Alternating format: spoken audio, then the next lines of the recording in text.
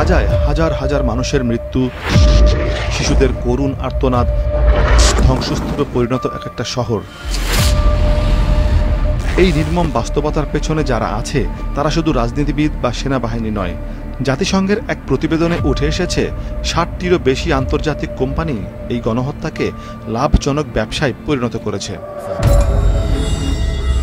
জাতিসংঘের বিশেষ প্রতিনিধি ফ্রানচেঙ্কা আলবানিজ সম্প্রতি ২৭ পৃষ্ঠার এক প্রতিবেদনে জানিয়েছেন, গাজায় যখন জীবন নিশ্চিহ্ন হচ্ছে তখন এই ব্যবসা অনেকের জন্য লাভের উৎস হয়ে দাঁড়িয়েছে।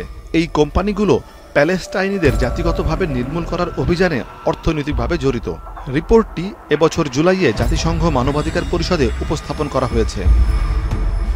প্রতিবেদনে বলা হয়েছে, এসব কোম্পানি সরাসরি বা পরোক্ষভাবে ইসরায়েলের সেনা অভিযান, নজরদারি, অবৈধ বসতি নির্মাণ এবং পানি সম্পদ শোষণের সঙ্গে যুক্ত। এতে অস্ত্র নির্মাতা হিসেবে যুক্ত আছে যুক্তরাষ্ট্রের লকহিড মার্টিন, ইতালির লিওনার্দো, জাপানের ফানুক। এদের তৈরি অস্ত্র ব্যবহার হচ্ছে গাজায় বেসামরিক মানুষ হত্যায়। এছাড়া ক্যাটারপিলার, হুন্দাই, ভলভো এসব কোম্পানির তৈরি যন্ত্রপাতি অবৈধ বসতি তৈরির জন্য প্যালেস্টাইনি বাড়িঘর গুড়িয়ে দেওয়ার কাজে ব্যবহার করা হচ্ছে। আর গুগলের মূল প্রতিষ্ঠান আলফাবেট, অ্যামাজন, মাইক্রোসফট ও IBM সহযোগিতা করছে ইসরায়েলের নজরদারি ও তথ্যভাণ্ডার তৈরির কাজে। এই প্রযুক্তি ব্যবহার করে ফিলিস্তিনিদের চলাচল নিয়ন্ত্রণ, নজরদারি এবং AI নির্ভর যুদ্ধ পরিকল্পনা করছে ইসরায়েলি বাহিনী। একটি AI কোম্পানি প্যালান্ট্রি টেকনোলজিস এর বিরুদ্ধে অভিযোগ, তারা ল্যাভেন্ডার, গসপেল এবং হয়ার্স ডায়েরি নামের স্বয়ংক্রিয় সিস্টেম সরবরাহ করেছে, যা যুদ্ধক্ষেত্রে টার্গেট হিসেবে মানুষদের চিহ্নিত করার কাজে ব্যবহার করা হয়। এসব কোম্পানির পিছনে যারা অর্থ ঢালছে তাদের নামও রয়েছে রিপোর্টে। বিশ্বের বৃহত্তম প্রতিষ্ঠান ব্ল্যাক রক ও ভ্যানগার্ড, এরা Microsoft, Amazon, Caterpillar, Lockheed Martin সবখানেই মোটা অঙ্কের বিনিয়োগ করেছে।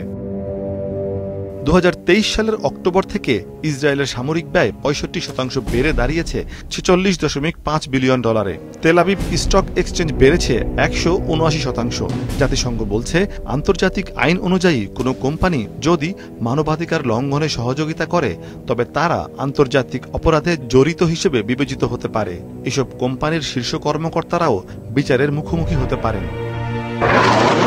এই রিপোর্ট বিশ্বকে চোখে আঙুল দিয়ে দেখিয়েছে, গাজায় শুধু বোমা হামলা কিংবা গুলি করা হচ্ছে না, বরং এর পেছনে আছে শক্তিশালী অর্থনৈতিক চক্র। মানবতা তখনই রক্ষা পাবে যখন ব্যবসা নয়, ন্যায় বিচারকে অগ্রাধিকার দেয়া হবে।